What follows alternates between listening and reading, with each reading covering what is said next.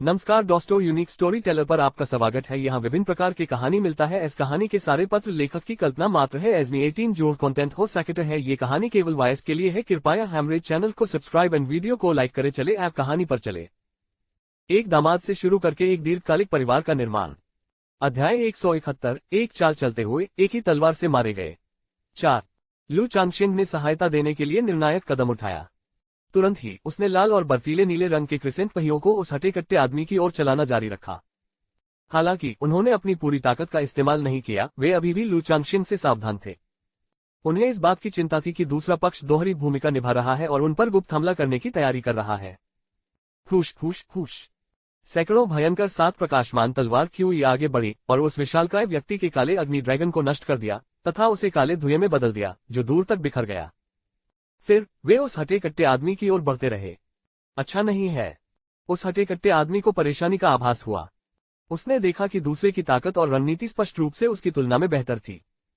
लू चांगशेन को फिर से तलवार की तकनीक का प्रयोग करते हुए उड़ती तलवार को कई ब्लेडों में बदलते हुए देखकर उसने भी खुद को रोकने की हिम्मत नहीं की।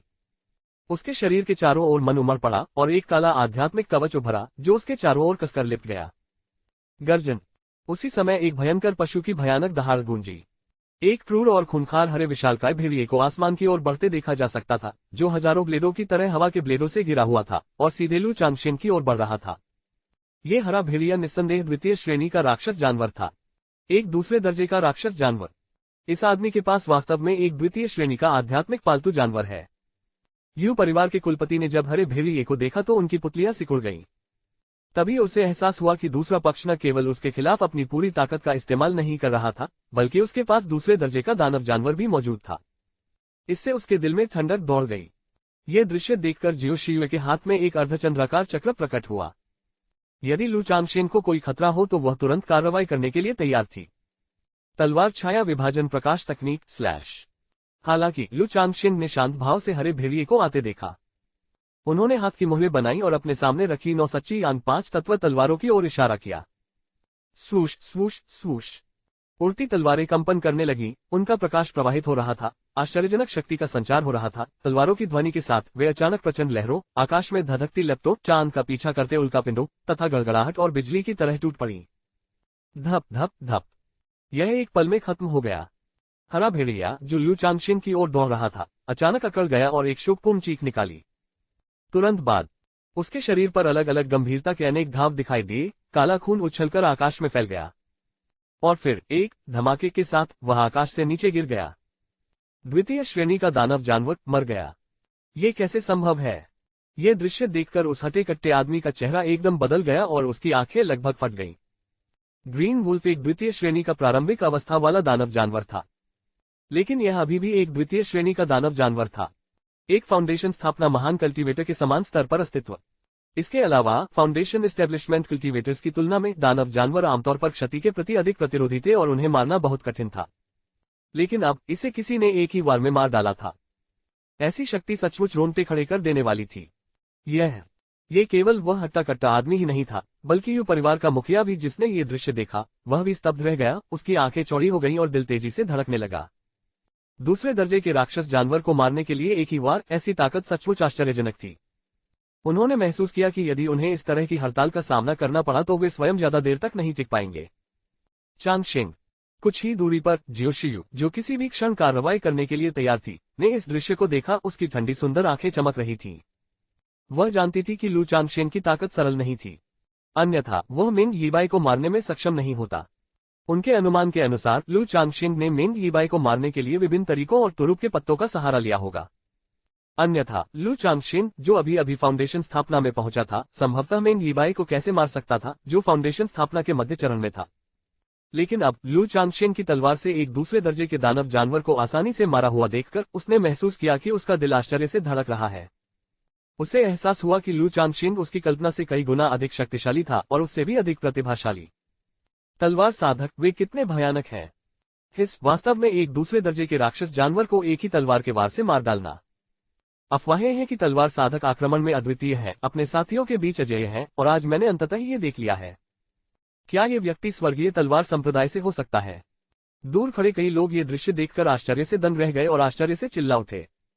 रेड लीफ वैली मार्केट के लोगों जैसे लोगों को, जिन्हें आमतौर पर फाउंडेशन एस्टेब्लिशमेंट रेड कल्टीवेटर्स की लड़ाई देखने का बहुत कम मौका मिलता था, उन्होंने कभी ऐसी अविश्वसनीय तकनीक नहीं देखी थी। वे इतने आश्चर्यचकित थे कि उन्हें समझ नहीं आ रहा था कि क्या कहें। वे आश्चर्य, सम्मान, ईर्ष्या और लालसा से भरी आंखों से आकाश में लू चांगशेन को देख रहे थे। मालिक। जैसे ही लू चांगशेन ने हरे भेड़िए को मार डाला, भूरे वस्त्र पहने, बांस की टोपी पहने एक महिला आकाश में आए और उस हटे कट्टे आदमी के पास आ पहुंची। उसने और उसके बेटे ने मार्केट प्लेस पर छापा मारा था और फॉर्मेशन में हस्तक्षेप किया था, लेकिन वह यहाँ की स्थिति पर भी नजर रख रही थी। अपने आध्यात्मिक पालतू जानवर को एक ही तलवार के वार से कटा हुआ देखकर वह भयभीत हो गई। उसने अपने पति को लू चांगशेन और यू परिवार के कुलपति का अकेले सामना करने की हिम्मत नहीं दी।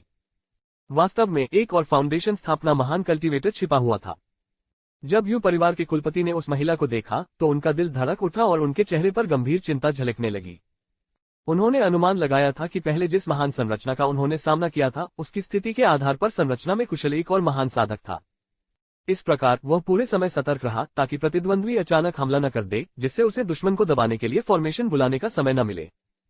एक और फाउंडेशन स्थापना लुटेरा कृषक।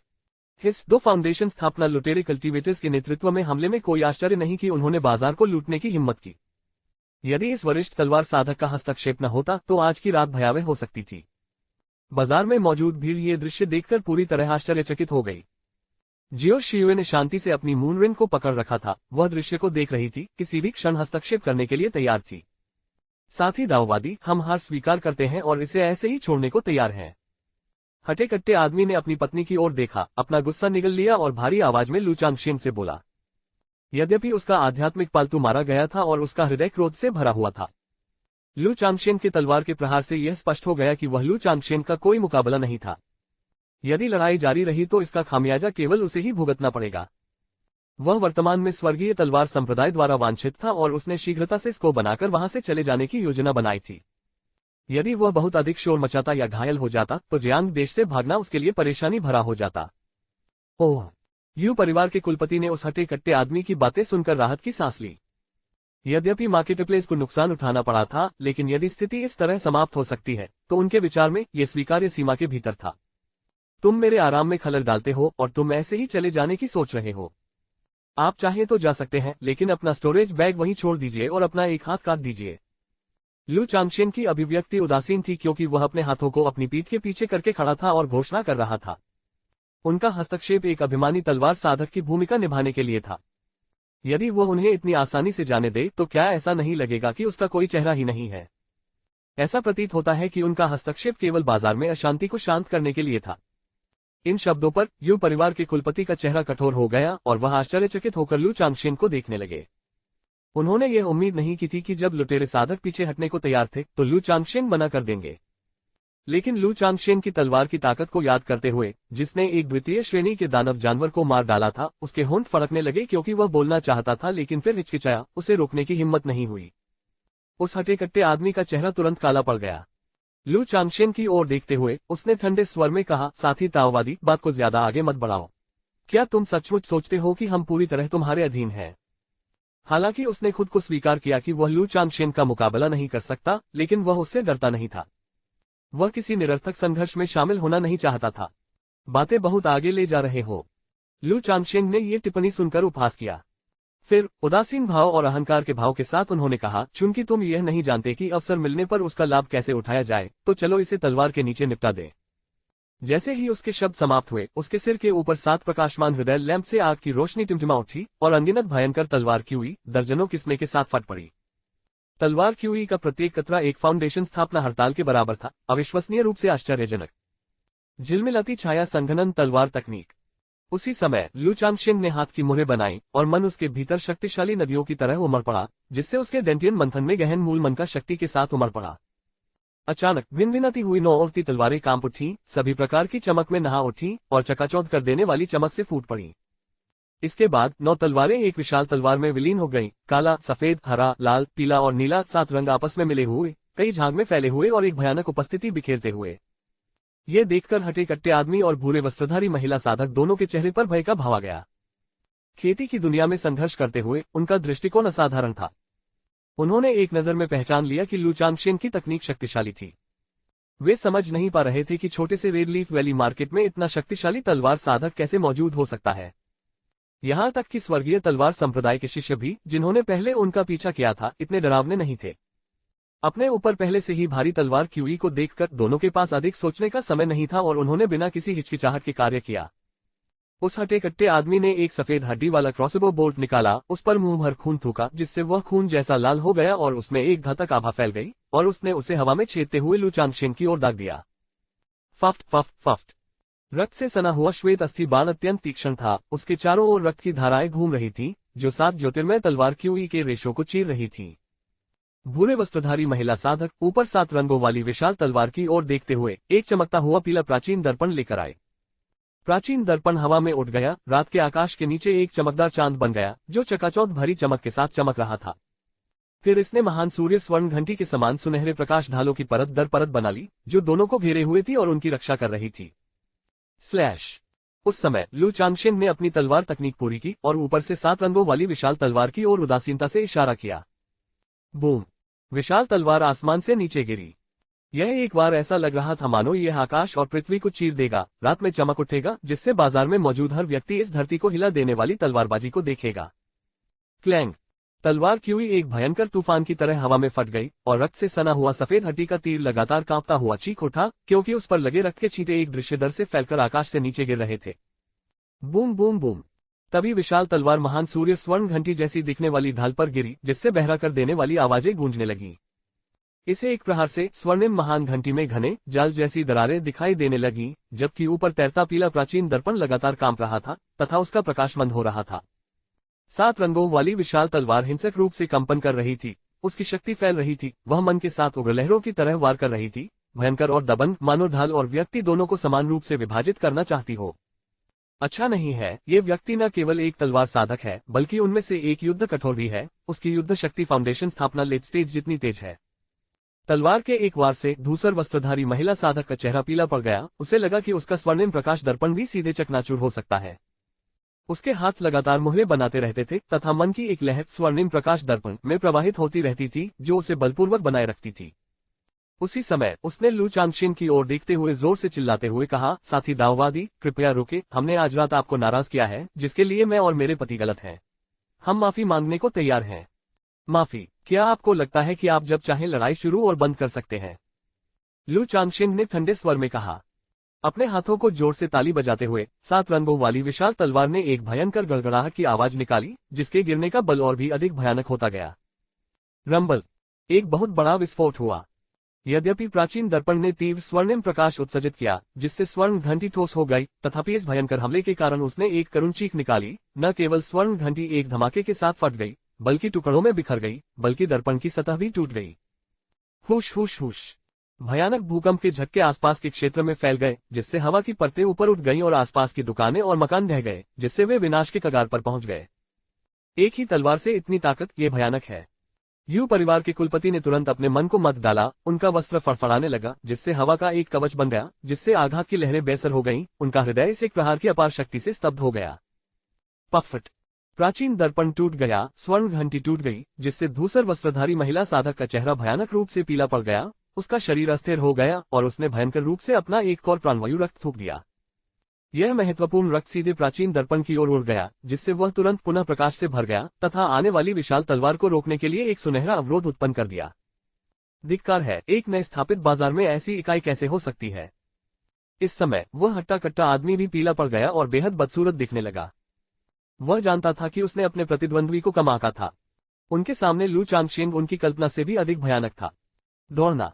उन्होंने अपने स्टोरेज बैग से एक द्वितीय श्रेणी का सर्वोच्च तावीज, एक अग्नि ड्रैगन तावीज निकाला, उसे लू चांगशेन के विरुद्ध सक्रिय किया और फिर अपनी पत्नी के साथ मिलकर वे एक एस्केप लाइट में परिवर्तित हो गए और जल्दी से अपनी जान बचाने के लिए भाग गए। टुकड़ा। लू चांगशेन ने दहाड़ते हुए द्वितीय श्रेणी के अग्नि ड्रैगन तावीज को देखा और ठंडे स्वर में चिल्लाया। प्लॉप। एक तीखी आवाज गूंजी। 7 रंगों वाली विशाल तलवार ने द्वितीय श्रेणी के तावीज के हमले को सीधे तौर पर चकनाचूर कर दिया, जो कि एक फाउंडेशन स्थापना साधक के शिखर प्रहार के बराबर था। बिना रुके उसकी तलवार उस हटे कट्टे आदमी की ओर बढ़ती रही। अपने पीछे हवा में तलवार क्यूई को टूटते हुए महसूस करते हुए उस मजबूत आदमी के पास कई दूसरे दर्जे के सर्वोच्च रक्षा तावीजों को बाहर निकालने और उन्हें उपयोग के लिए सक्रिय करने के अलावा कोई विकल्प नहीं था। तावीजों ने एक मोटी प्रकाश दीवार बना दी, जो पति पत्नी की रक्षा कर रही थी। हिस, बहुत जोरदार। ये बहुत शक्तिशाली है। दो लुटेरे साधकों का अकेले सामना करना और उन्हें वापस लड़ने में पूरी तरह से असमर्थ बनाना। यदि केवल एक ही लुटेरा साधक होता तो मुझे डर है कि वे एक ही तलवार से मारे जाते, जैसे पहले द्वितीय श्रेणी के दानव जानवर मारे गए थे। क्या तलवार साधक होने का यही अर्थ है? तलवार साधकों, एक ही तलवार सभी मंत्रों को तोड़ देगी, बिल्कुल भयानक। बाजार में खड़े होकर लड़ाई देख रही भीड़ आश्चर्यचकित थी।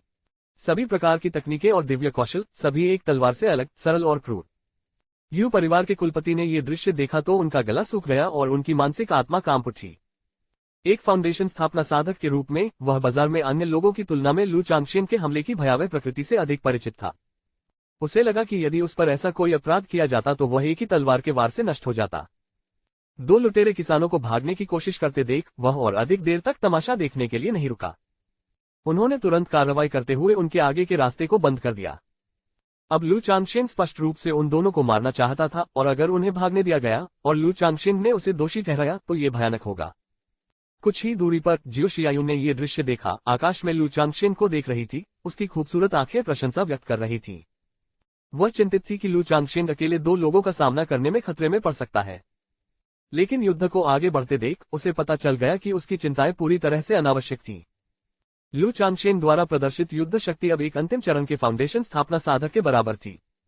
जिस व्यक्ति को वह बहुत पसंद करती थी, उसे इतना उत्कृष्ट देखकर वह बहुत खुश और उत्साहित हो गई। उसकी आंखें खुशी से चमक उठीं। धिक्कार है, क्या आप सचमुच कोई दया नहीं दिखाने पर आमादा हैं, मुझे और मेरे पति को जीवित रहने का कोई रास्ता नहीं देने पर।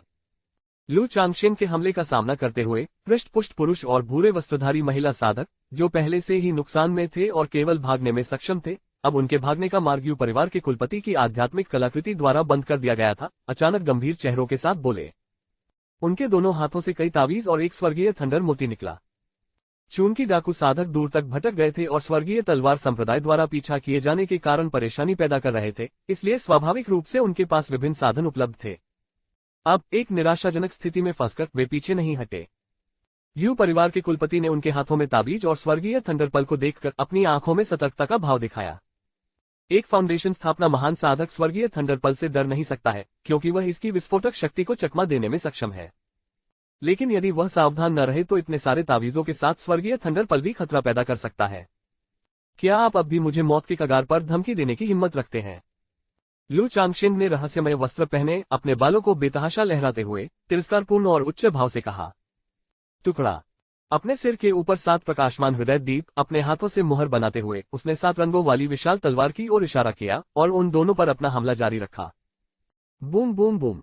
7 रंगों वाली विशाल तलवार के ऊपर प्राचीन आकृतियां विस्मयकारी प्रभुत्व के साथ घूम रही थीं। लू चांगशेन के हाथों में सच्ची यांग पंचतत्व तलवार की शक्ति अपनी चरम सीमा तक पहुंच गई। पति महान संरचना में 90 डिग्री आगे की ओर एक कमजोर बिंदु है। संरचना को तोड़ने के लिए स्वर्गीय थंडरपल का उपयोग करें और यू एयर को यहां से दूर ले जाएं। भूरे वस्त्रधारी महिला साधक, जिसका चेहरा मौत की तरह पीला पड़ गया था, जानती थी कि यदि उन्होंने अभी कीमत नहीं चुकाई तो वे दोनों यहीं मर जाएंगे। बोलते समय उसने टूटे हुए प्राचीन दर्पण को बलपूर्वक उत्तेजित किया, जिससे एक सुनहरा प्रकाश पर्दा बन गया। उसी समय उसने अपने स्टोरेज बैग पर थपकी दी और एक नीला मोती चमकता हुआ बाहर निकला, जिससे पानी की परतें बन गईं। धत्तेरी की। उस हटे कट्टे आदमी का चेहरा उदास और गंभीर था, कुछ क्रूर भी।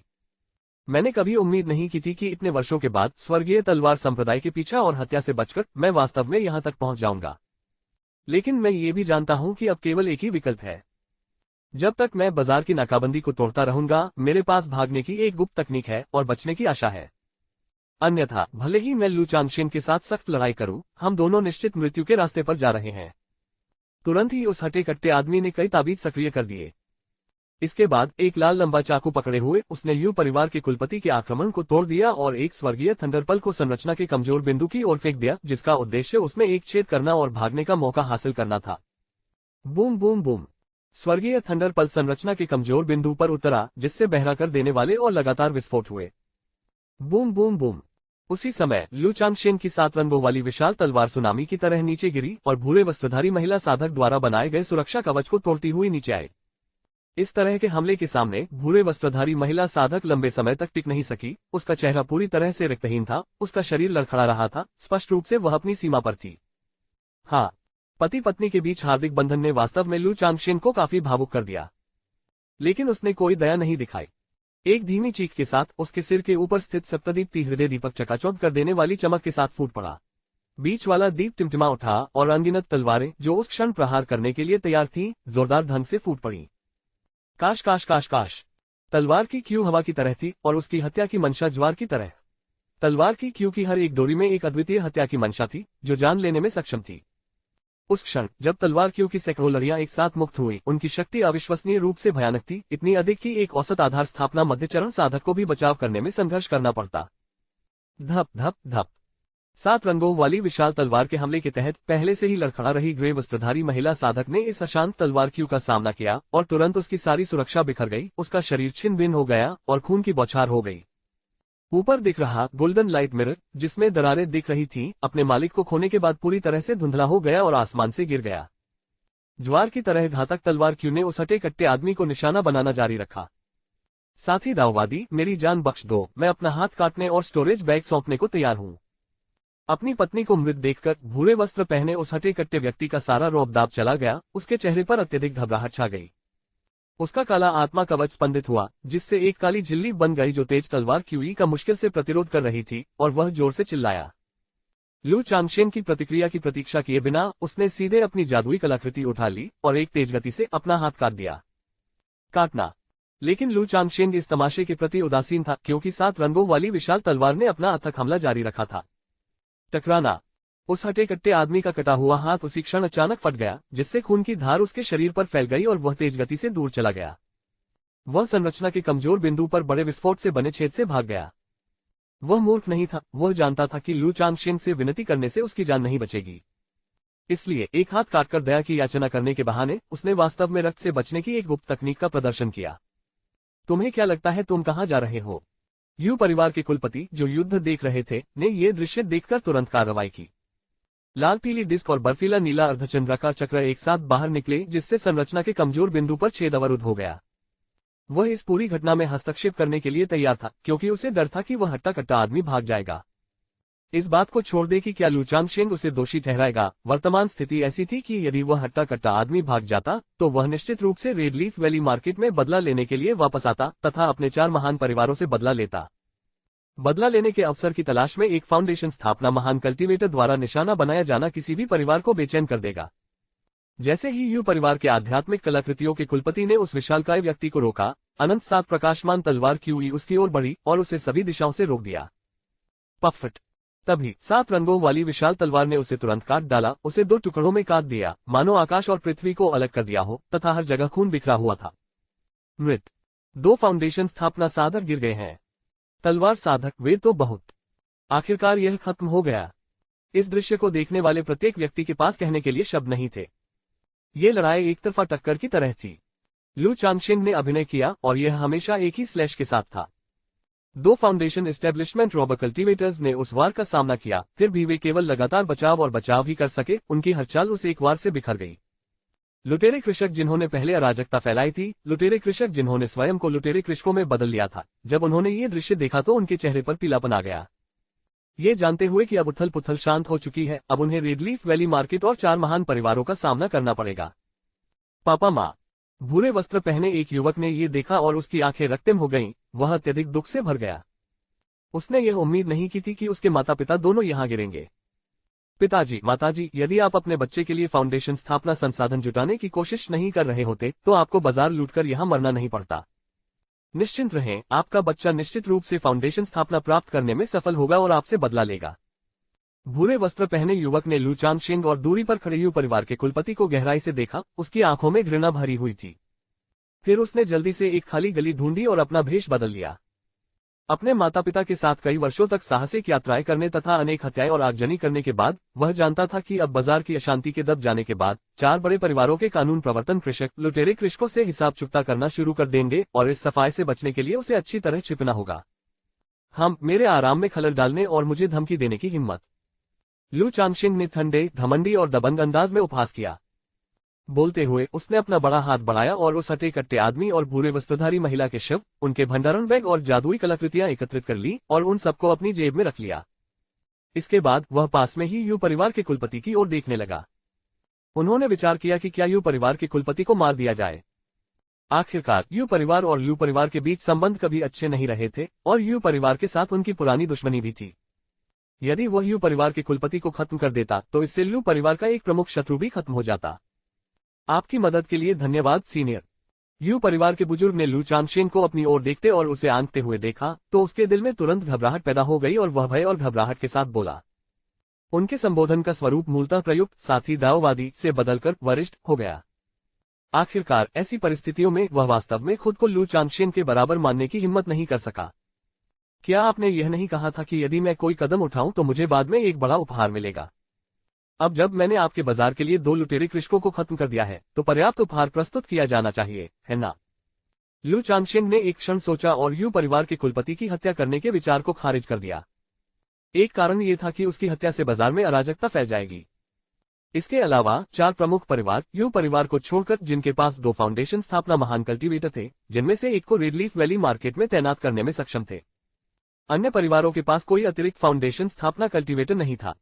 यदि वह अपने सामने यू परिवार के बुजुर्ग को मार देता तो संभवतः 4 प्रमुख परिवारों के कुलपतियों को बाजार की देखरेख के लिए बारी बारी से काम करना पड़ता, जिसका असर लू परिवार पर भी पड़ता। इसके अलावा अपनी वर्तमान ताकत के साथ उसे यू परिवार की किसी भी कार्रवाई का डर नहीं था।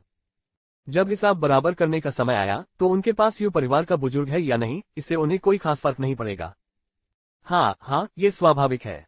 यू परिवार के कुलपति ने लू चांगशेन की इस तरह की बात सुनकर राहत की सांस ली और जल्दी से आगे कहा, ये जानते हुए कि दूसरा पक्ष उसके विरुद्ध कोई कार्रवाई नहीं करेगा। लेकिन लू चांगशेन के मुंह से पर्याप्त उपहार का जिक्र सुनकर वो कुछ परेशान और आशंकित महसूस करने लगा। वह नहीं जानता था कि उसके सामने खड़ी खतरनाक आकृति को संतुष्ट करने के लिए कितना बड़ा उपहार पर्याप्त होगा। वरिष्ठ, कृपया एक क्षण प्रतीक्षा करें, मैं अभी आपका उपहार तैयार करता हूं, यू परिवार के बुजुर्ग ने दांत पीसते हुए कहा। वह जानता था कि भारी क्षति अवश्यंभावी है। यदि स्थिति और भी बदतर हो गई तो वह बाद में इस खर्च के लिए 4 प्रमुख परिवारों से मदद ले सकते हैं। आपके पास 15 मिनट है, मैं आपको 15 मिनट देता हूं। इस दौरान मैं आपके लिए बाजार में लुटेरे किसानों पर नजर रखूंगा, लू चांगशेन ने उदासीनता से कहा। हाँ धन्यवाद सीनियर, कृपया एक क्षण प्रतीक्षा करें, यू युवानशान ने देरी करने की हिम्मत न करते हुए जवाब दिया। वह तुरंत ही एस्केप लाइट की एक लकीर में बदल गया और अपने गुफा निवास और दुकान में वापस लौट गया ताकि वह महत्वपूर्ण उपहार तैयार कर सके।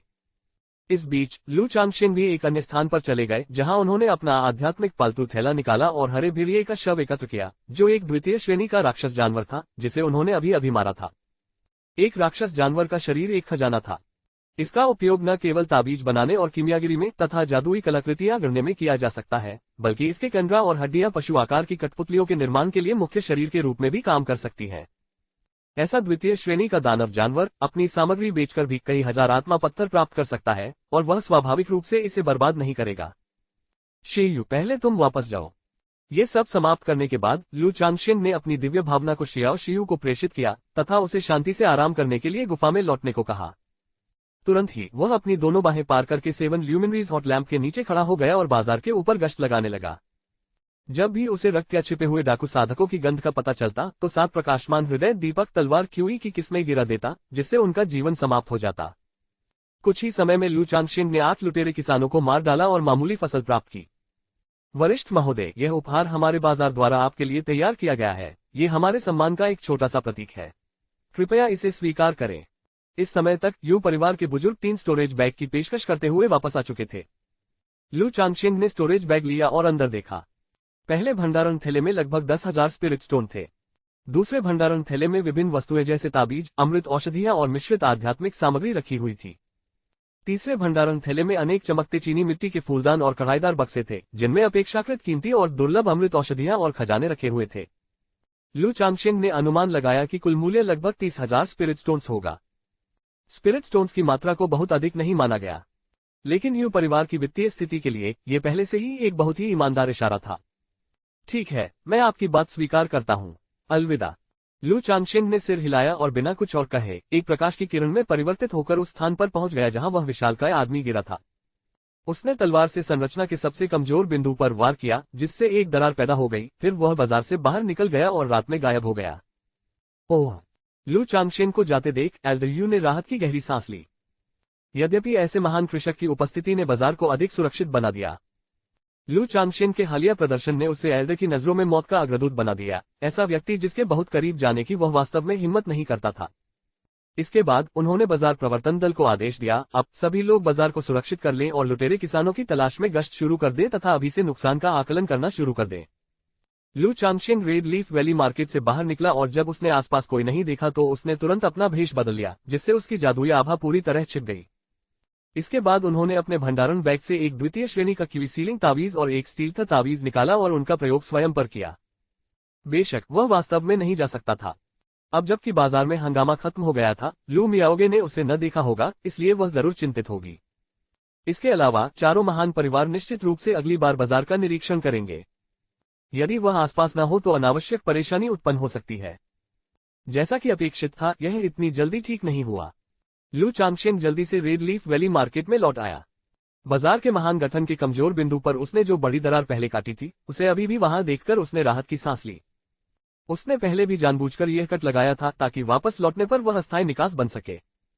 दरार के भीतर 2 ऊर्जा शोधन अंतिम चरण साधक पहरा देते हुए देखे जा सकते थे, लेकिन वह एक फाउंडेशन स्थापना महान साधक ने न केवल अपनी आभा को छुपाया था, बल्कि उसके पास एक द्वितीय श्रेणी का क्यू सीलिंग ताबीज और एक गुप्त ताबीज भी था, इसलिए स्वाभाविक रूप से उस पर ध्यान नहीं दिया जाएगा। लू चांगशेन चुपचाप बाजार में वापस चला गया। इसके बाद उसने एक सुनसान गली ढूंढी, अपने खुले बालों को बांधा, अपने नीले जादुई वस्त्र को वापस पहन लिया और अपने सुंदर और प्रभावशाली वास्तविक स्वरूप को पुनः प्राप्त कर लिया। क्या ये फाउंडेशन स्थापना का असफल प्रयास है? लू चांगशेन गली से बाहर निकला और लू परिवार की आध्यात्मिक तावीज की दुकान की ओर चल पड़ा। आकाश की ओर देखते हुए उन्होंने देखा कि मुख्य गुफा निवास क्षेत्र के ऊपर प्रकृति की आध्यात्मिक ऊर्जा का भावर धीरे धीरे समाप्त हो रहा है। ये स्थिति फाउंडेशन स्थापना के असफल प्रयास का संकेत देती है। वास्तव में बाजार में इस तरह की हलचल और पूरी क्षमता से संचालित हो रहे महान संगठन ने न केवल प्रकृति की आध्यात्मिक ऊर्जा में गड़बड़ी पैदा की, बल्कि फाउंडेशन स्थापना का प्रयास करने वालों की मानसिकता को भी बहुत प्रभावित किया। आध्यात्मिक द्रव का मन में रूपांतरण, जो दाओ फाउंडेशन का समर्थन करता है, विकर्षणों को बर्दाश्त नहीं कर सकता। एक भी दुर्घटना फाउंडेशन स्थापना में विफलता का कारण बन सकती है। इस समय बाजार में इतनी बड़ी हलचल है तो वे कैसे प्रभावित नहीं होंगे? लू चांगशेन ने अपना सिर हिलाया, ये जानते हुए कि व्यक्ति ने फाउंडेशन स्थापना अमृत नहीं लिया था। अब जबकि फाउंडेशन स्थापना विफल हो गई है, यदि वे मर नहीं जाते तो भी उन्हें समाप्त कर दिया जाएगा।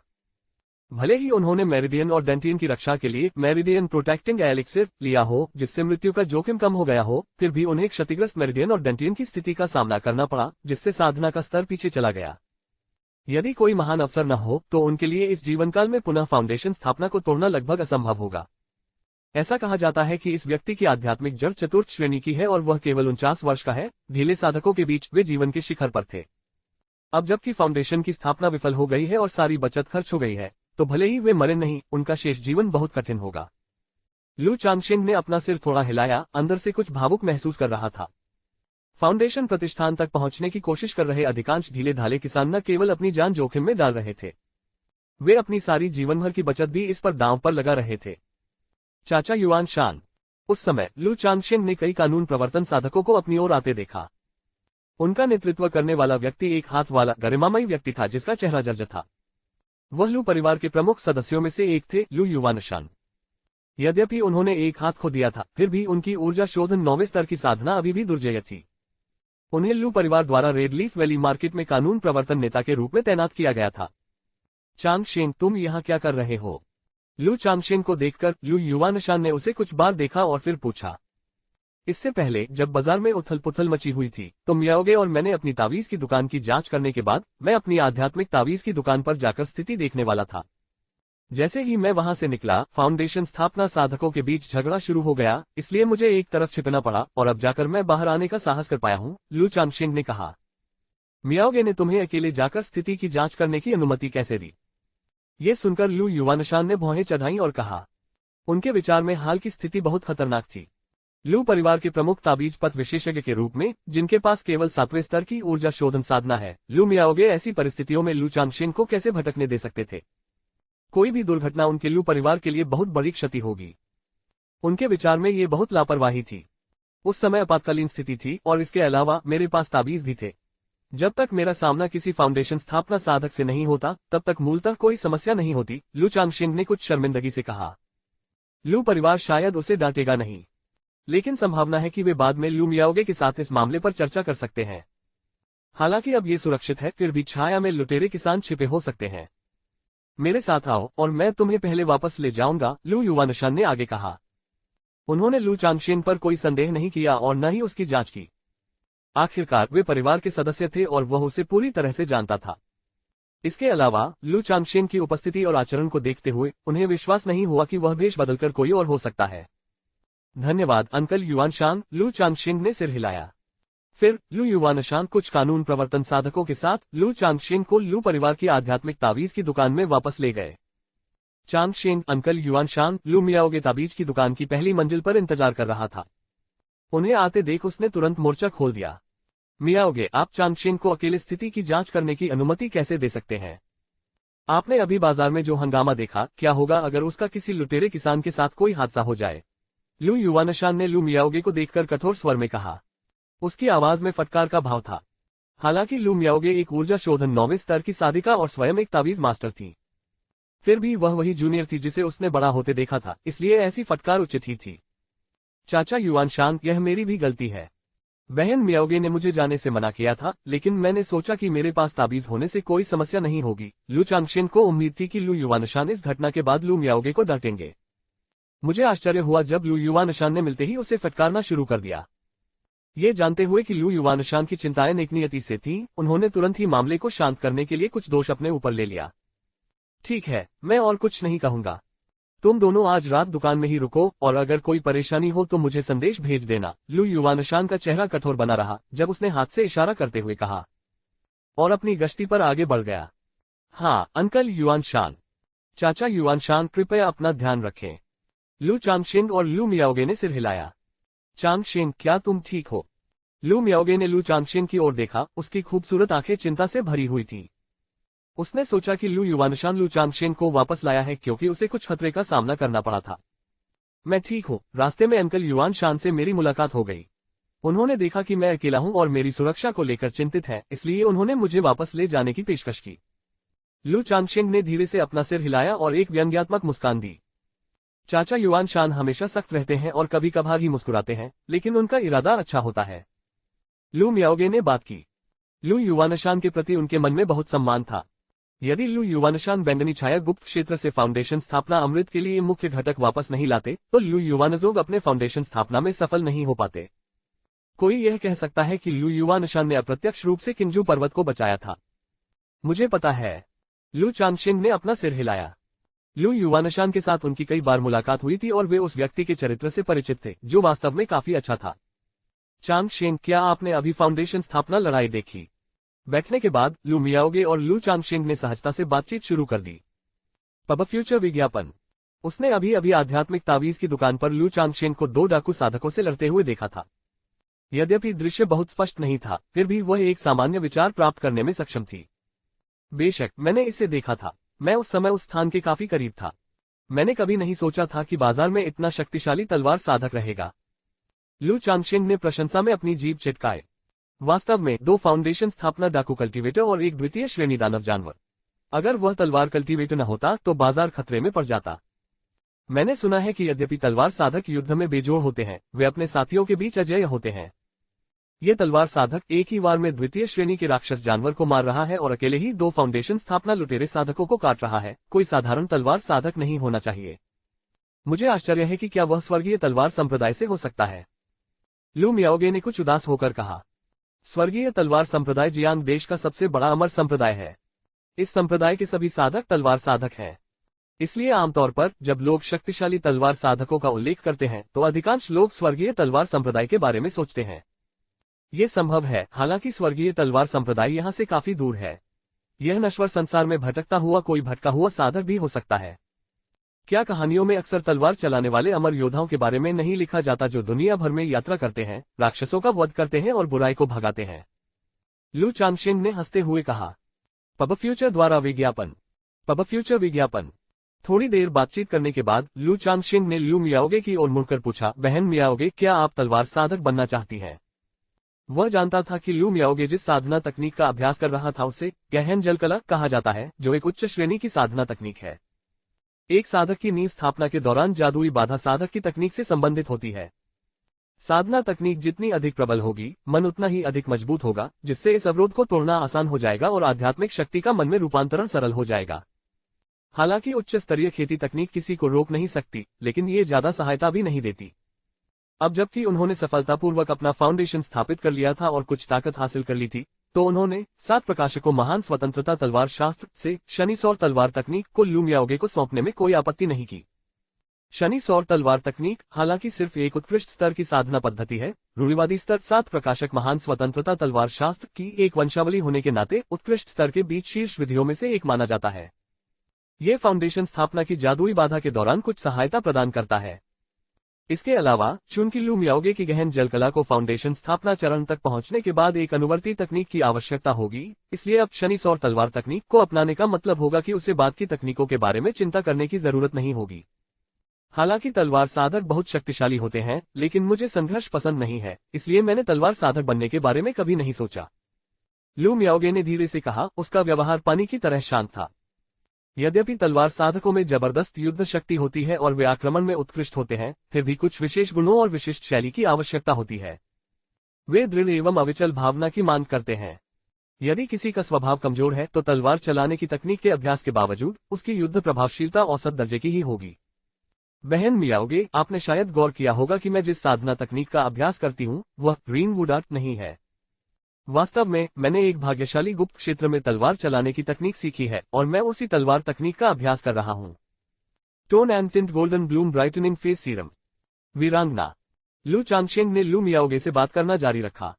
इससे पहले उन्होंने जो युद्ध शक्ति का प्रदर्शन किया था, जिसमें उन्होंने कई लुटेरे साधकों को तुरंत परास्त कर दिया था, वो स्पष्ट रूप से ग्रीनवुड आर्ट के अभ्यास से अपेक्षित शक्ति से कहीं अधिक थी। ग्रीनवुड आर्ट स्वास्थ्य और जीवन शक्ति पर अधिक केंद्रित है तथा इसमें औसत लड़ाकू क्षमताएं हैं। तलवार की तकनीक। लू मियाओगे को थोड़ा आश्चर्य हुआ, लेकिन उन्हें लगा कि यह बात सही है। आखिरकार लू चांगशेंग ने जो युद्ध शक्ति प्रदर्शित की थी वह असाधारण थी, सामान्य लोगों से कहीं अधिक। उसके तेजस्वी चेहरे पर गर्मजोशी से मुस्कुराहट थी जब उसने कहा, मैंने कभी नहीं सोचा था कि मेरे पति भी तलवार साधक होंगे। चांगशेंग, रास्ते में तुम्हारे निर्णायक अंदाज में एक अमर तलवार की कृपा के संकेत दिखाई दे रहे थे। हो सकता है कि भविष्य में तुम उस तलवार साधक की तरह हो जाओ जो अभी है। लू मियाओगे की आंखें प्रेम, प्रशंसा और स्नेह से भरी हुई थी जब वह बोल रही थी। उसकी निगाहें दिल को छू रही थीं। ये तलवार तकनीक उत्कृष्ट स्तर की है। अगर आपको इसकी जरूरत है सिस्टर मियाओगे, तो मैं इसे आपको दे सकती हूँ। इस तकनीक को विकसित करने से आपको बाद में नींव स्थापना का प्रयास करते समय मदद मिल सकती है। लू चांगशेंग ने मुस्कुराते हुए कहा। हालांकि यह सच है कि तलवार साधकों की विशिष्ट स्वभावगत शैलियां होती हैं, लेकिन इसका यह अर्थ नहीं है कि यदि वे पूरी तरह से फिट नहीं बैठते तो उन्हें साधा नहीं जा सकता। ये केवल इस बात पर निर्भर करता है कि वह कितना शक्तिशाली होगा। 7 ज्योतिर्मय महान स्वतंत्रता तलवार शास्त्र की साधना भले ही पूरी तरह से उपयुक्त न हो, फिर भी सामान्य उच्च श्रेणी की साधना तकनीकों से बेहतर होगी। एक उत्कृष्ट स्तरीय खेती पद्धति। लू मियाओगे ने आश्चर्य से हौंकते हुए कहा। वह उत्तम स्तरीय साधना पद्धति की महत्ता से भली भांति परिचित थी। किंजू पर्वत पर उनके पास केवल कुछ उच्च श्रेणी की साधना तकनीकें ही थीं। यहां तक कि इन कुछ तकनीकों को प्राप्त करने के लिए लू परिवार को बहुत अधिक लागत और प्रयास करना पड़ा था। आखिरकार साधना जगत में बहुत कम लोग अपने परिवार की तकनीकों को प्रकट करने के लिए तैयार होते हैं। अब जब लू चांगशेंग ने सहजता से उसे एक उत्तम स्तर की साधना पद्धति प्रदान करने की पेशकश की तो वह भावुक हो गई। दुख की बात है कि उस तकनीक को एक बार देखने के बाद विरासत में मिली जेड स्लिप स्वयं नष्ट हो गई। तो मैं बाद में खुद तुम्हें सिखाने आऊंगा। लू चांगशेंग ने लू मियाओगे के जवाब का इंतजार नहीं किया और बोलना जारी रखा। वह अपने साथ तलवार साधना तकनीक से संबंधित कोई जेड पर्ची या जेड स्क्रॉल नहीं रखता था। साधारण साधना तकनीकें और मंत्रों की नकल करना और उनका अनुकरण करना काफी आसान है, लेकिन उच्च स्तरीय साधना तकनीक और मंत्रों की नकल इतनी आसानी से नहीं की जा सकती। न केवल व्यक्ति को खेती की तकनीकों पर विशेषज्ञ पकड़ होनी चाहिए, किसी लेखक को अपनी महत्वपूर्ण ऊर्जा को तकनीक जेड स्लिप पर अंकित करने के लिए भी खर्च करना पड़ता है। और सामान्यतः कौन अपने साथ साधना तकनीकों की प्रति लेकर चलेगा? चांगशेंग, तुम मेरे प्रति इतने अच्छे क्यों हो? लू मियाओगे ने अपने सामने लू चांगशेंग की ओर देखा। उसकी खूबसूरत आंखें कोमलता से भरी थीं और वह धीरे से बोल रही थी। तुम मेरी पत्नी हो, अगर मैं तुम्हारे साथ अच्छा व्यवहार नहीं करूंगा तो किसके साथ करूंगा? लू चांगशेंग ने अपनी पत्नी की ओर देखा और मुस्कुराकर हंस दिया। धन्यवाद चांगशेंग। लू मियाओगे की आंखें चमक उठी और वह कोमलता से मुस्कुराए। हम पति पत्नी हैं, एक इकाई हैं, धन्यवाद की कोई आवश्यकता नहीं है। लू चांगशेंग ने हाथ हिलाकर कहा। हम। लू मियाओगे ने धीरे से हाँ में हाँ मिलाए और फिर चुपचाप अपने पति की बाहों में सिमट गई। समय धीरे धीरे बीतता गया। इस समय लू युवानज़ुक बाई परिवार के पूर्वज जैन परिवार के कुलपति और यू परिवार के कुलपति यू जिन्यांग सभी जल्दी से रेडलीफ वैली मार्केट पहुंचे थे। इससे पहले हुए हंगामे के कारण यू युवानशान को उच्चतम स्तर का आपातकालीन संदेश भेजना पड़ा। इस तरह के संदेश का सामना करते हुए 4 प्रमुख परिवारों के पूर्वजों ने देरी करने की हिम्मत नहीं की। उन्होंने अपने परिवारों को अपनी रक्षात्मक संरचना सक्रिय करने का आदेश दिया और तुरंत वहां आ गए। युवानशान, यहाँ क्या स्थिति है? पैट्रियार्क यू जिन्यांग ने जोर से पूछा। यू परिवार के इस मुखिया के सिर पर सफेद बाल थे, लेकिन चेहरे पर एक भी झुर्री या उम्र का धब्बा नहीं था। उनकी त्वचा एक बच्चे की तरह साफ और चमकदार थी, जो उम्र में बूढ़ा दिखने में युवा वाक्यांश को पूरी तरह से चरितार्थ करती थी। जैसे ही कुलपति यू जिन्यांग बोल रहे थे, बाई परिवार के पूर्वज लू युवानजोग और जैन परिवार के कुलपति सभी यू युवानशान की ओर मुड़े और बाजार में जो कुछ हुआ था उसके बारे में विशेष जानकारी प्राप्त करना चाहते थे। यद्यपि वे एक के बाद एक पहुंचे, यू युवानशान ने संकेत दिया कि बाजार में स्थिति स्थिर हो गई है, इसलिए उन्होंने समझाने से पहले सभी के इकट्ठा होने का इंतजार किया। कुलपति, साथी दाववादी। कुलपति यू जिन्यांग की बातें सुनकर यू युवानशान ने तुरंत बाजार में जो कुछ हुआ था उसे बताया। क्या? 2 फाउंडेशन स्थापना लुटेरे कृषक। एक असाधारण तलवार साधक जिसने एक ही तलवार के वार से द्वितीय श्रेणी के राक्षस जानवर को मार डाला, और इस तलवार साधक ने दोनों डाकू साधकों को मार डाला। ये सुनकर चारों ने आश्चर्य से एक दूसरे को देखा। उनके चेहरों पर आश्चर्य और अविश्वास साफ झलक रहा था। आखिरकार ये फाउंडेशन स्थापना महान कृषक थे, उनके समान स्तर के प्राणी। और अब यू युवानशान उन्हें बता रहा था कि आज रात 2 फाउंडेशन प्रतिष्ठान लुटेरे कल्टीवेटर ने बाजार पर छापा मारा था। तभी अचानक एक असाधारण तलवार साधक प्रकट हुआ और उसने दोनों लुटेरे साधकों को मार डाला। यदि बाजार की वर्तमान स्थिति कमजोर न होती, जिससे उन्हें ये देखने का मौका न मिलता कि बाजार में उथल पुथल मची हुई है, और यह जानते हुए कि यू युवानशान उनसे झूठ नहीं बोलेगा, तो उन्हें लगता कि वे कोई रेडियो नाटक सुन रहे हैं। हमारे बाजार में ऐसा तलवार कल्टीवेटर कैसे हो सकता है? वास्तव में सभी फाउंडेशन स्थापना साधक जिन्हें नीलामी में आमंत्रित किया गया था, नीलामी समाप्त होने के बाद चले गए। जैन परिवार के कुलपति और बाई परिवार के पूर्वज बोले, ये वही है जो मैंने शैडो रिटेंशन स्टोन पर रिकॉर्ड किया है। बिना कुछ और कहे यू युवानशान ने मुट्ठी भर आकार का एक काला पत्थर निकाला। छाया धारण पत्थर एक जादुई कलाकृति है जिसे कलाकृति शोधकों द्वारा परिष्कृत किया जाता है। यह अनेक छवियों और ध्वनियों को रिकॉर्ड कर सकता है। ग्रेड के आधार पर छवियों की स्पष्टता और अवधि भिन्न होती है। इसके उपयोग व्यापक हैं। कई साधक मृत्यु से पहले अपने अंतिम शब्द छोड़ने के लिए छाया धारण पत्थरों का उपयोग करते हैं, या जब वे साधना तकनीक बेचते हैं या कनिष्ठों को निर्देश देते हैं, तो वे अपनी अंतर्दृष्टि को छाया धारण पत्थर पर रिकॉर्ड कर सकते हैं, जो अक्सर अकेले पाठ की तुलना में अधिक जीवंत होता है।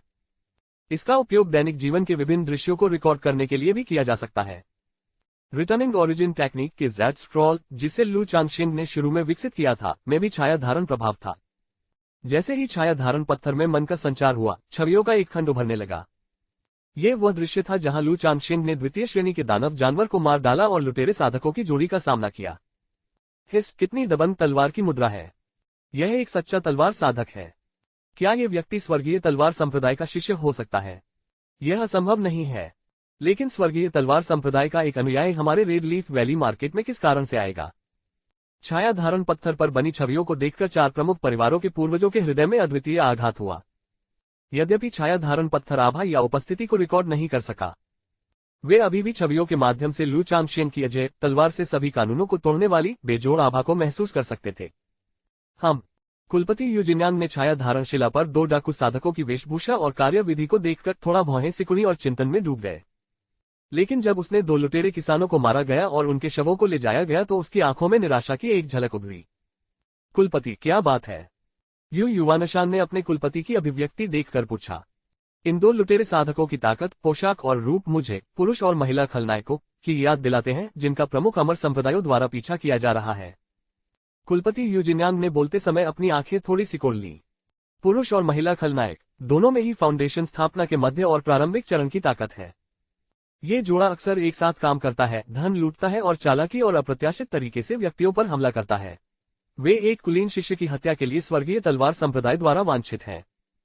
सोचने पर पता चलता है कि ये दोनों पुरुष और महिला खलनायकों से कुछ हद तक मिलते जुलते हैं। जब कुलपति यू जिन्यांग ने ये कहा, तो बाई परिवार के पूर्वज भी छाया धारण पत्थर पर अंकित छवियों को देखकर अपना संदेह व्यक्त करने लगे। पुरुष और महिला खलनायक स्वर्गीय तलवार संप्रदाय द्वारा वांछित। अगर ऐसा है तो ये तलवार साधक अवश्य ही स्वर्गीय तलवार संप्रदाय का शिष्य होगा, जो उन्हें इस स्थान तक ट्रैक कर रहा होगा। वास्तव में अन्यथा हमारे रेडलीफ वैली मार्केट में एक असाधारण तलवार कल्टीवेटर होने का ऐसा संयोग कैसे हो सकता है? स्वर्गीय तलवार संप्रदाय के अलावा आपको ऐसा प्रभावशाली तलवार साधक और कहाँ मिल सकता है। ये सुनकर अन्य लोगों को राहत महसूस हुई और उन्हें विश्वास हो गया कि चीजें वैसी ही होंगी जैसा उन्होंने अनुमान लगाया था। अन्यथा ऐसा संयोग कैसे हो सकता था। यद्यपि बाजार में प्रतिष्ठित व्यक्तियों के छिपे होने की कहानियां आम थीं, लेकिन आखिरकार वे कहानियां ही थीं और दुर्लभ कहानियां। युवा निशांत, तुमने अभी कहा कि तुमने उस तलवार साधक को एक उपहार दिया। आत्मा पत्थरों में उसका मूल्य कितना था? इस समय कुलपति यू जिन्यांग पूर्वज यू की ओर मुड़े और बोले। इन शब्दों को सुनकर लू युवानजोंग बाई परिवार के पूर्वज और जेन परिवार के पूर्वज सभी के दिलों में एक पीड़ा महसूस हुई। पूर्वज, कुल 30,000 आत्मा पत्थर। उस समय की स्थिति को देखते हुए मैं कम देने का साहस कैसे कर सकता था। इसलिए मैंने स्टोर से सभी स्टॉक के साथ साथ जितने भी स्पिरिट स्टोन्स निकाल सकते थे निकाल लिए। यू युवानशान ने कड़वी मुस्कान के साथ कहा। फिर उन्होंने परिवार के 3 पूर्वजों की ओर देखा। उपहार के संबंध में मैं एक विस्तृत सूची प्रदान कर सकता हूं और अपने हृदय दानव की शपथ लेकर कह सकता हूं कि इसमें बिल्कुल भी छल नहीं किया गया है। 30,000 आत्मा पत्थर कोई छोटी रकम नहीं थी। वह तो बस ये चाहता था कि इसे 4 परिवारों में बराबर बराबर बांटा जाए। वह स्पिरिट स्टोन्स की वसूली के लिए तीनों परिवारों को दुश्मन बनाने का जोखिम नहीं उठाएगा। साथ ही ताओवादियों, चूंकि हमारे 4 परिवार संयुक्त रूप से बाजार का प्रबंधन करते हैं, इसलिए आत्मा पत्थरों का यह मामला निश्चित रूप से अकेले मेरे यू परिवार पर नहीं पड़ना चाहिए, है ना? कुलपति यू जिन्यांग ने तीनों पारिवारिक पूर्वजों को देखा और अपनी बात कही।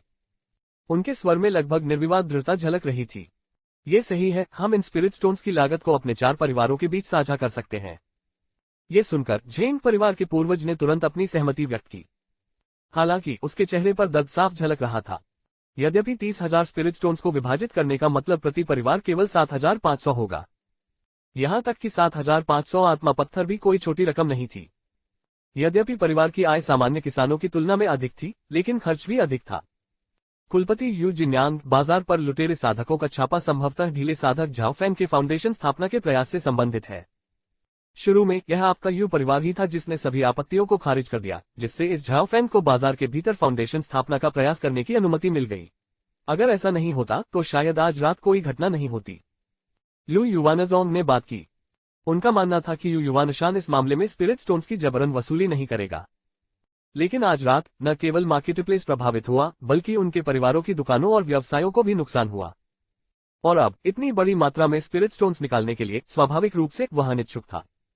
वास्तव में यह आपके यू परिवार का निर्णय था कि झाओ फैन को बाजार के भीतर अपनी फाउंडेशन स्थापना करने की अनुमति दी जाए, जिसके कारण आज रात हमें परेशानियों का सामना करना पड़ा। आज रात हमारे परिवारों को पहले ही बहुत नुकसान हो चुका है। बाद में हमें यहाँ दुकानें लगाने वाले व्यापारियों को भी शांत करना होगा और उन्हें मुआवजा देना होगा। मेरा मानना है कि स्पिरिट स्टोन्स का ये खर्च अभी बांटना उचित नहीं है। मुझे लगता है कि यू परिवार को इन स्पिरिट स्टोन्स की लागत के साथ साथ व्यापारियों के मुआवजे का भी बोझ उठाना चाहिए। बाय परिवार के पूर्वज ने भी बात की। आज रात मार्केट प्लेस पर छापा जरूरी नहीं कि फाउंडेशन की स्थापना के प्रयास के कारण ही पड़ा हो। इतने सारे लुटेरे किसान, जाहिर है वे पूरी तैयारी के साथ आए थे। यू युवानशान ने अपनी राय व्यक्त करते हुए कहा। तुरंत ही दोनों पक्षों के बीच बहस शुरू हो गई। इस स्थिति का सामना करते हुए झेन परिवार के पूर्वज ने चुप रहना ही उचित समझा। यदि संभव हो तो वह स्वाभाविक रूप से इन स्पिरिट स्टोन्स की लागत को साझा नहीं करना चाहता था। केवल उसका झेन परिवार अच्छी स्थिति में नहीं था और यू परिवार को खुश करने के बारे में सोच रहा था। झाओ फैन का मामला वास्तव में मेरे द्वारा प्रस्तावित किया गया था, लेकिन आप सभी ने भी इस पर सहमति व्यक्त की थी। इसलिए मेरे यू परिवार के लिए स्पिरिट स्टोन्स और मुआवजे की पूरी लागत वहन करना असंभव है। चलो ऐसा करते हैं, मेरा यू परिवार इन 30,000 आत्मा पत्थरों का 50% कवर करेगा और शेष 50% आपके 3 परिवारों के बीच साझा किया जाएगा। जहां तक बाजार और व्यापारियों की बस्तियों में हुए नुकसान का सवाल है, हम उस पर तब चर्चा करेंगे जब हमारे पास विस्तृत सूची होगी। कैसा रहेगा? इस बिंदु पर पैट्रियार्क यू जिन्यांग ने गंभीर स्वर में बात की। मुझे कोई आपत्ति नहीं है, झेन परिवार के पूर्वज ने तुरंत कहा। यदि तीनों परिवार 50% हिस्सा साझा करते हैं तो इसका मतलब होगा कि प्रति परिवार 5,000 स्पिरिट स्टोन होंगे। ये प्रति परिवार 2,000 से अधिक की बचत थी, जो एक महत्वपूर्ण बचत थी। मान गया। लू युवानजोग और बाय परिवार के पूर्वज ने एक दूसरे को देखा, सिर हिलाया और प्रस्ताव को स्वीकार करने का निर्णय लिया जब तक यह अच्छा था। आखिरकार वर्तमान स्थिति को देखते हुए यू परिवार के लिए रियायत देने को तैयार होना पहले से ही बुरा नहीं था। बातचीत समाप्त होने के बाद लू युवानजोग, बाय परिवार के पूर्वज और झेंग परिवार के पूर्वज अपने अपने परिवार के भंडार और कर्मियों की जांच करने के लिए चले गए। इस बीच यू युवानशान अपने पूर्वज को देखते हुए परिणाम को स्वीकार करने के लिए कुछ हद तक तैयार नहीं था। पूर्वज, हमें ऐसी रियायतें क्यों देनी चाहिए? अगर हम ऐसा नहीं भी करते तो लू युवानजोग, बाय तोंगयुन क्या कह सकते थे? युवानशान ने बात की।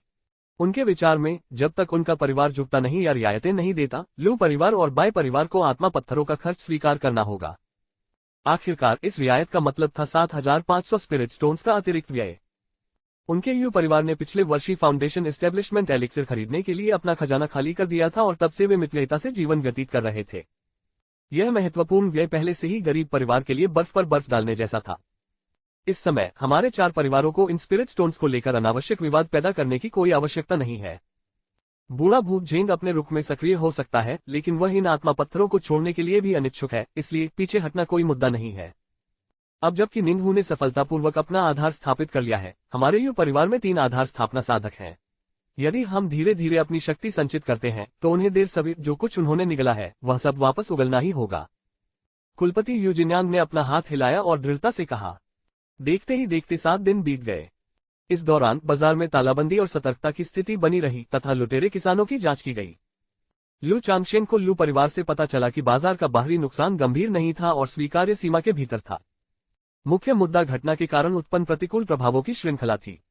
प्रभाव को कम करने तथा लोकप्रियता और प्रतिष्ठा को पुनः प्राप्त करने के लिए 4 प्रमुख परिवारों ने बाजार में स्थापित व्यवसायों को हुए नुकसान के लिए कुछ क्षतिपूर्ति की व्यवस्था की और उन्होंने अनेक अधिमान्य एवं कल्याणकारी नीतियां जारी की। इन सभी पहलुओं को ध्यान में रखते हुए यह एक बहुत बड़ी हानि थी।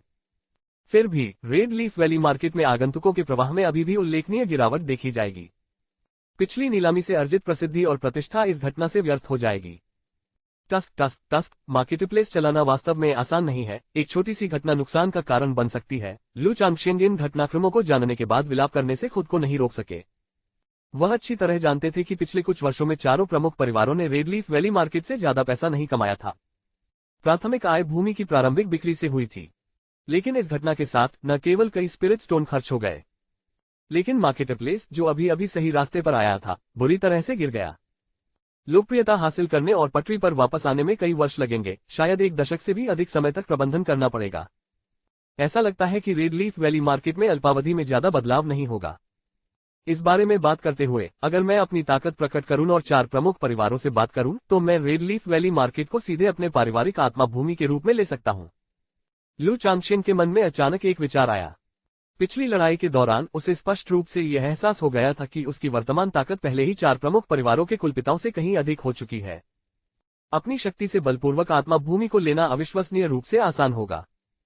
हालांकि वह बिना किसी अच्छे कारण के दूसरों की आत्मा भूमि पर बलपूर्वक कब्जा करने जैसे प्रतिष्ठा को नुकसान पहुंचाने वाले कार्यों में शामिल नहीं होंगे। लेकिन रेड लीफ वैली मार्केट पर लू परिवार का 40% नियंत्रण था।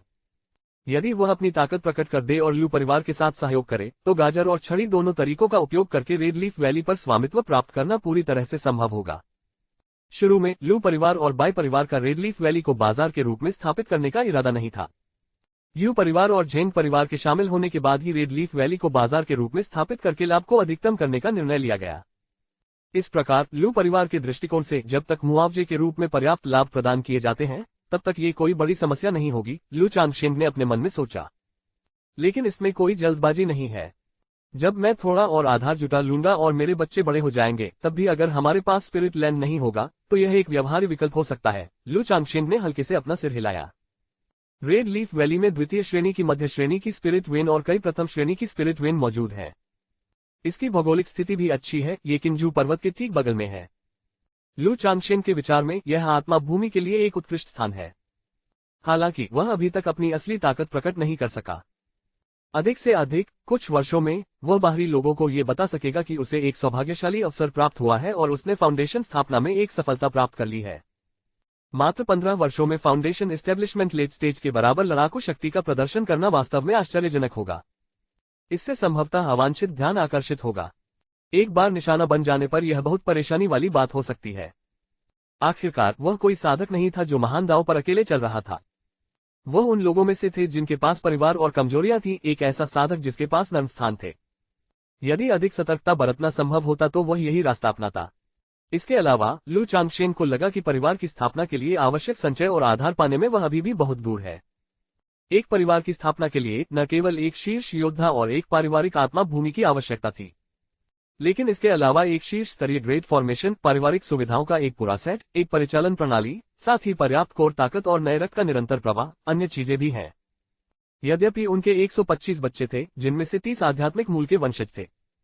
सबसे बड़ा बच्चा केवल 14 वर्ष का था और सबसे छोटा बच्चा अभी भी शिशु था। ऐसी परिस्थितियों में परिवार का भरण पोषण करने के लिए पर्याप्त वित्तीय या मानव संसाधन नहीं थे। यहां तक कि अपनी पत्नियों और रखैलों की मदद से भी वे सीमित सहायता ही प्रदान कर पाती थीं। बच्चों को अभी भी बड़ा होने की जरूरत है। बिना ठोस आधार के अगर बाहरी लोगों की भर्ती भी की जाती है तो ये बहुत परेशानी वाली बात होगी। लेकिन जब तक बच्चे लगभग बड़े हो जाएंगे, मेरी ताकत और नींव भी बेहतर हो जाएगी और तब तक सब कुछ ठीक हो जाएगा, लू चांगशेन ने धीरे से सांस छोड़ते हुए कहा। उन्हें मुख्य वंश से बाहर के सदस्यों को शामिल करने में कोई आपत्ति नहीं थी। आखिरकार पूरी तरह से अपने ही वंश पर निर्भर रहना असंभव था। हर बच्चा परिवार का प्रबंधन करने में सफल नहीं हो पाता। यही परिवार की सीमा है। लेकिन मुख्य मामलों को उसके अपने ही वंश के हाथों में रखना था। इस दुनिया में परिवार की रक्त रेखा की एकजुटता उसकी शक्ति से मेल नहीं खा सकती। अब इस यात्रा से प्राप्त लाभों का आकलन करने का समय आ गया है। ये देखकर कि बाजार की सतर्कता कम हो गई है और काम समेटा जा रहा है, लू चांगशेन उठे और गुफा निवास क्षेत्र की ओर चल पड़े। वह अपनी कमाई का हिसाब लगाने के लिए जियो शियुए की गुफा में जाने की तैयारी कर रहा था और दूसरे दर्जे के दानव जानवर के शरीर से निपटने के लिए। आखिरकार स्टोरेज बैग में ताजगी बनाए रखने का कोई कार्य नहीं था। यदि इसे विशेष कंटेनर में संग्रहित नहीं किया गया तो समय के साथ इसमें समस्याएं उत्पन्न हो सकती हैं। चांगशेन। जब जियाओ जियुए को लू चांगशेन का संदेश मिला तो उसने तुरंत अपने गुफा निवास के प्रतिबंध खोल दिए। चूंकि पिछले कुछ दिनों से बाजार में गश्त चल रही थी, इसलिए उसने अपना भेष बदल लिया था। हालांकि बाजार में मुख्य निरीक्षण लूज कल्टीवेटर के आवासीय क्षेत्र और वाणिज्यिक जिले पर केंद्रित थे। गुफा निवास क्षेत्र पर केवल संक्षिप्त पूछताछ की गई थी। वहां रहने वाले लोग या तो 4 प्रमुख परिवारों के लोग थे या अन्य खेती करने वाले परिवारों के लोग थे। शियू। लू चांगशेन ने गुफा निवास में प्रवेश किया। गुफा में प्रवेश करने के बाद वे दोनों भी अपने वास्तविक स्वरूप में आ गए। एक दूसरे को छद्मवेश में देखना हमेशा अजीब लगता था। लू लांग, उस रात तुम्हारी वीरतापूर्ण और तेजस्वी छवि ने शी यू को सचमुच चकित कर दिया और वह अविस्मरणीय है।